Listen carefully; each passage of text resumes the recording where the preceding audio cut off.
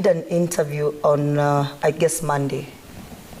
And that, for me, was to officially mark my last political analysis interview. Why do I say so? And I will say so authoritatively on this station, Citizen TV. This is my last political analysis. You will not hear from me on matters politics again. Why do I say so, Trevor? For a very long period of time, I, Ruth Ambogo, have suggested so many policy changes that have been adopted by government. And I know that nobody wants to hear this because out there is a narrative that is being pushed by these very young people seated here that I am just but an appointee serving a master. I am not an appointee serving a master, Trevor Ombija. I got to that office by merit.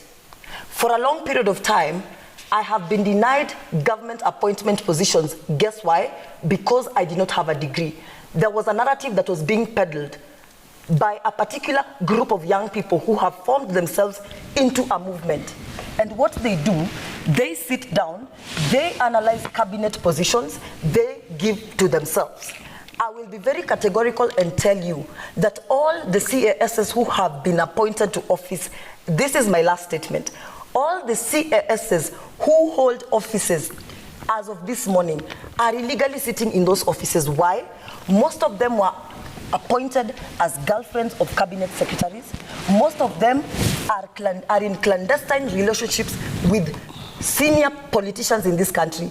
And if you want me to list them, I will. Daughters of Raila was formed in 2017 as a lobby group that pushed for Raila Odinga's candidature. We were not formed before the first election. We were formed in the second election when what we were pushing for was to get to Canaan. This is my last political statement, and this is what I am saying. Until the generation of today realizes that, first of all, authority comes from God. That number two, when you are given authority, anybody who stands up, a leader who stands up and walks on podiums of churches and says he is the chosen one, is not the chosen one, because only God knows who he appoints to be a leader.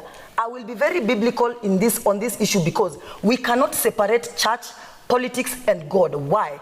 When I was in law school at Strathmore University, where I am graduating on the 5th of December with honors, first class, with honors, LLB honors, I know that there are people who've been peddling rumors that I do not have a degree. I completed my degree at Strathmore University in 2017.